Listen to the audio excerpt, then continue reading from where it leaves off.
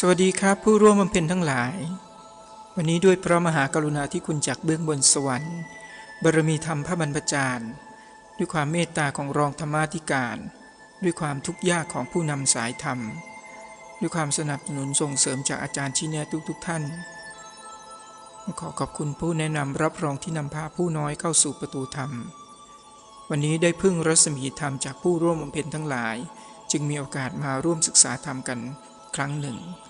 วันนี้ตรงกับวันที่10กรกฎาคมพุทธศักราช2554ครับขณะนี้เวลา3 นาฬิกาตรงพอดีนะครับวันนี้สิ่งที่เราจะนำมาร่วมศึกษากันนะฮะก็คือตัวอักษรตัวหนึ่งซึ่งเป็นภาษาจีนนะครับตัวอักษรตัวนี้อ่านว่าอู้นะครับซึ่งตามความหมายนั้นแปลว่ารู้แจ้งนะครับเรามาทำความเข้าใจในตัวหนังสือภาษาจีนตัวนี้ดูนะครับซึ่งจริงๆแล้วตัวหนังสือจีนเนี่ยกษัตริย์ฟูซีนั้นเป็นผู้ประดิษฐ์อักษรจีนขึ้นมาเมื่อสัก5,000 กว่าปีที่ผ่านมานะครับพระองค์นั้นเป็นผู้รู้แจ้งเป็นพระบรรพจารย์องค์แรกในยุคเขียวนะครับเมื่อพระองค์รู้แจ้งแล้วก็จึงสร้างอักษรจีนขึ้นมาซึ่งอักษรจีนในสมัยนั้นก็เป็นอักษรรูปภาพซึ่งจะเอารูปภาพลักษณะต่างๆของสิ่งของต่างๆเนี่ยมาเป็นตัวแทนที่จะเรียกชื่อสิ่งต่างๆเหล่านั้นนะครับเราจะมาร่วมศึกษากันดูนะครับในความหมายหรือปริศนาของตัวหนังสือตัวนี้นะครับที่หมายถึงรู้แจ้งนะว่าการรู้แจ้งนั้นท่านได้บอกอะไรเราไว้นะครับเราจะปฏิบัติบำเพ็ญอย่างไรนะครับเรามาร่วมศึกษากันดูนะครับซึ่งตัวหนังสือตัวนี้นะครับคำว่าอู้ตัวนี้นะครับจะประกอบด้วยตัวหนังสือ2ตัวด้วยกันนะฮะส่วนแรกนะครับส่วนแรกก็คือคำว่าซินนะครับคำว่าซินก็คือแปลว่าใจตัวหนังสือตัวนี้ซึ่งเป็นตัวหนังสือคือรากของคำว่าซินก็คือคำว่าใจนี่แหละซึ่งเป็นใจเดิมนะครับถ้าขีดเส้นตรงลงมาอย่างนี้แล้วก็มีจุด2 จุด 2ข้างนั้นอันนี้หมายถึงเป็นใจเดิมแท้นะครับอยู่ท่ามกลางสภาวะหยินและหยางก็คือ1ขีดซ้าย1ขีดขวานั่นก็คือสภาวะหยินหยางก็คืออยู่ท่ามกลางสภาวะหยินและหยางนะครับตรงนี้นะฮะตัวหนังสือตัวคำว่าซินนี้บอกอะไรให้เรารู้ถึงปริศนาธรรมบ้างนะครับซึ่งปริศนาธรรมตรงนี้เนี่ยเราก็รู้ดีนะครับว่าสิ่งที่มีลักษณะซึ่งมีสภาวะ2 สภาวะอยู่ในสิ่งเดียวกันก็คือสภาวะหยินและหยางเนี่ยอยู่ที่ไหนในร่างกายของเราท่ามกลางระหว่างสิ่งนั้นนั่นก็คือที่สถิตของใจเดิมของเรานะครับซึ่งก็คือจุดญาณทวาร นั่นเองตัวหนังสือตัวที่2ก็คือคำว่าอูซึ่งตัวนี้แปลว่าตัวข้าตัวกูตัวชั้นอะไรอย่างเงี้ยคราวนี้ในตัวหนังสือตัวนี้เนี่ยมาดูสิครับความหมายที่บอกว่าตัวข้าตัวกูตัวชั้นเนี่ยในตัวหนังสือตัวนี้เนี่ยในคำนี้เนี่ยมันยังมีตัวหนังสือซึ่งมี2ตัวด้วยกันอีกนะฮะตรงนี้บอกอะไรอีกนะครับมาดูครับตัวหนังสือตัว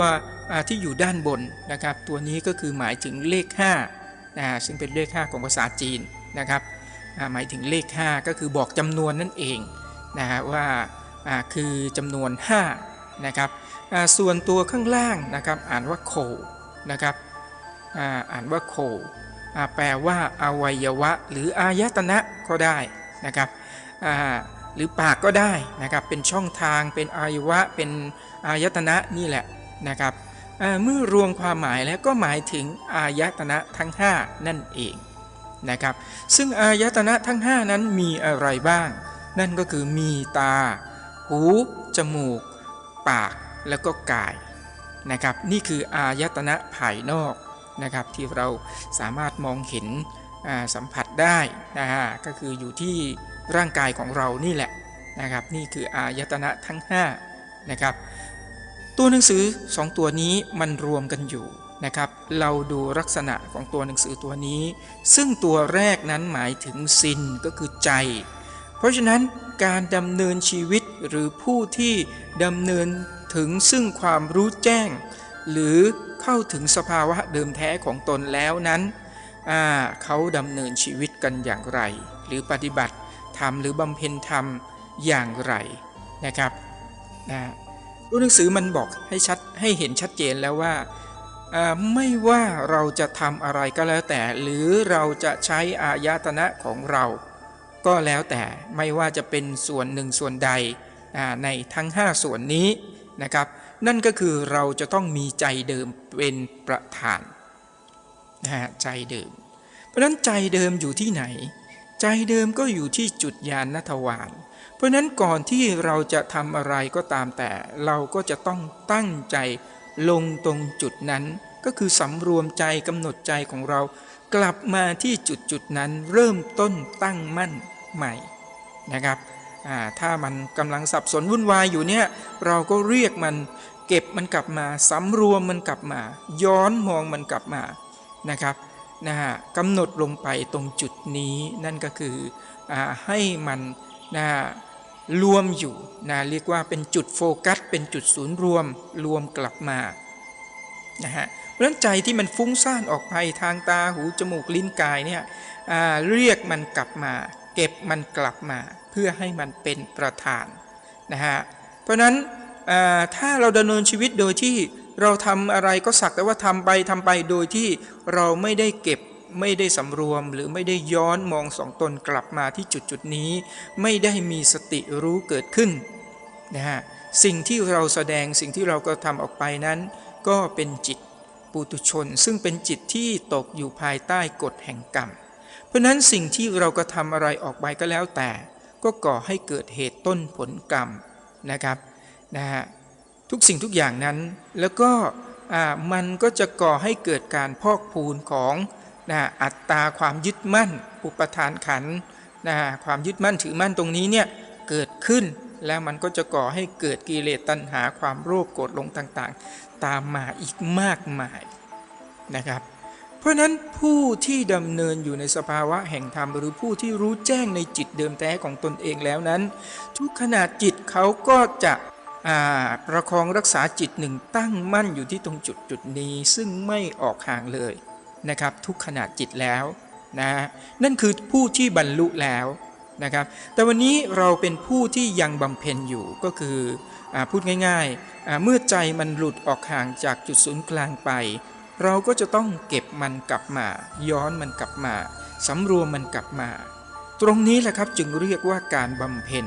เพราะนั้นวิถีอนุรักษ์ธรรมนั้นชี้ตรงลงไปที่จิตของเราเพื่อให้เราบำเพ็ญที่จิตนะครับไม่ใช่บำเพ็ญที่กายที่ส่วนที่เป็นปลายเหตุหรืออายตนะทั้ง5ภายนอกตรงนั้นเพราะนั้นเราสำรวมย้อนกลับมาเพื่อให้จิตของเรานิ่งสงบเป็นหนึ่งเดียวนั่นก็คือหมายถึงจิตของเรานั้นได้กลับคืนสู่ภาวะเดิมกลับคืนสู่ใจเดิมนั่นก็คือเรียกว่าได้เป็นประธานแล้วจิตเดิมแท้ของเราได้เป็นประธานเพราะฉะนั้นทุกสิ่งทุกอย่างที่เราได้ดำเนินหรือใจของเรานะครับสามารถที่จะขยับหมายถึงว่าสั่งงานหรือผ่านไปทางอายตนะใดก็ตามการดำเนินตรงนั้นก็ยังอยู่ในกระแสแห่งธรรมก็คือไม่ตกอยู่ภายใต้ของกฎแห่งกรรมก็คือเรียกว่าหลุดพ้นนั่นคือสภาวะของผู้ที่รู้แจ้งนั่นคือการดำเนินชีวิตของผู้ที่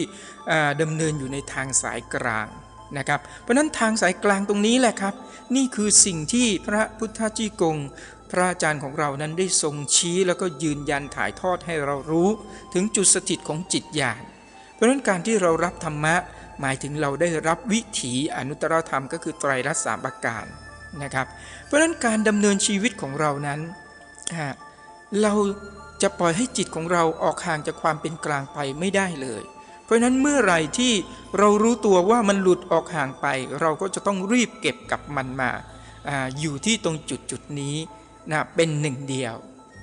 นี่คือความหมายของตัวหนังสือตัวนี้นะครับวันนี้ก็ได้หยิบยกความหมายของตัวหนังสือตัวนี้ซึ่ง พระอาจารย์จี้กงก็มาเมตตาประทานนะครับชื่อนะครับชื่อของสถานธรรมที่ปัตตานีก็คือพุทธสถานอู้เต๋อฝอถังนะครับอู้ตัวนี้ก็คืออู้ที่แปลว่ารู้แจ้งตัวนี้แหละครับครับวันนี้ก็หยิบยกตัวหนังสือตัวนี้มาเพื่อที่จะเรียนรู้ศึกษาทำความเข้าใจกันหวังว่าผู้บำเพ็ญทั้งหลายพอที่จะเกิดความเข้าใจในปริศนาธรรมของตัวหนังสือภาษาจีนนะครับทำให้เรามองเห็นถึงความหมายอันแท้จริงว่าเราจะดำเนินชีวิตเราจะบำเพ็ญธรรมปฏิบัติธรรมไปอย่างไรเพราะนั้นตัวหนังสือตัวนี้บอกให้รู้ชัดแล้วว่าไม่ว่าเราจะทำอะไรก็แล้วแต่เราก็จะต้องมีใจเดิมเป็นประธานนำพาอายตนะทั้ง5ก็คือตาหูจมูกลิ้นแล้วก็กายนะครับเพราะฉะนั้นการดำเนินชีวิตของเรานั้นก็จะไม่ออกห่างจากจิตหนึ่งของเราตรงจุดนี้นะครับครับวันนี้ก็ขอร่วมศึกษาเพียงเท่านี้ครับสวัสดีครับ